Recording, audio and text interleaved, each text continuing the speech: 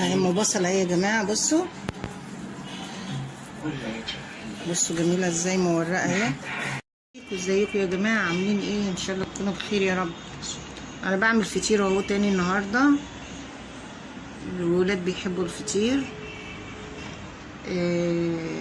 بس انا هعمل منهم فطيره او اتنين بالبصل، هوريها لكم وانا بعملها. بعدين دلوقتي انتوا طبعا عارفين الفطيره انا بعمله ازاي، ملح وميه ودقيق وسكر.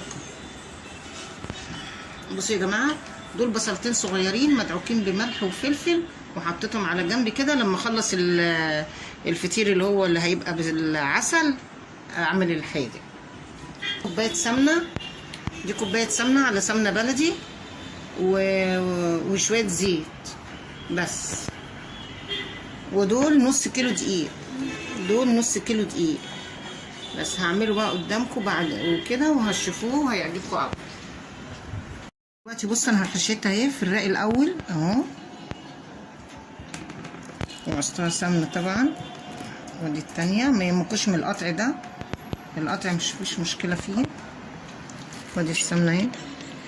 وشكرا ليك، شكرا لكم يا جماعه على التعليقات بتاعت الفطير من المره اللي فاتت. تعليقاتكم حلوه قوي بتعجبني اهو.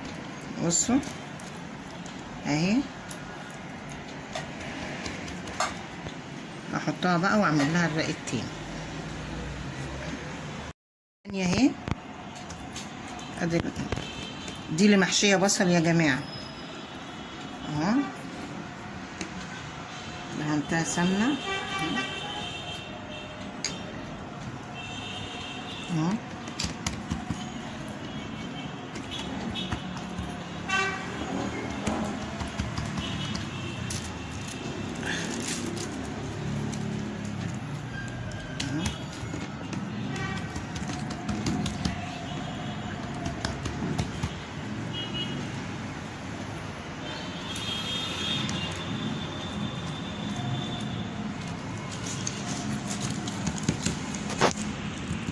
بصوهم هما، دي بالبصل ودول حلوين.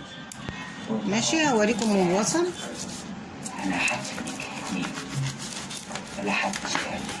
اشتاقت لزيارة سيدنا النبي عليه الصلاة والسلام. نعم. اهي ام بصل اهي يا جماعه. بصوا بصوا جميله ازاي مورقه اهي. بصوا طبعا البصل دايب فيها ذوبان اهو، وريحتها جميله اهو. بس متنسونيش بقى في اللايك والشير وسبسكرايب عشان يوصلكم كل جديد. يلا باي باي.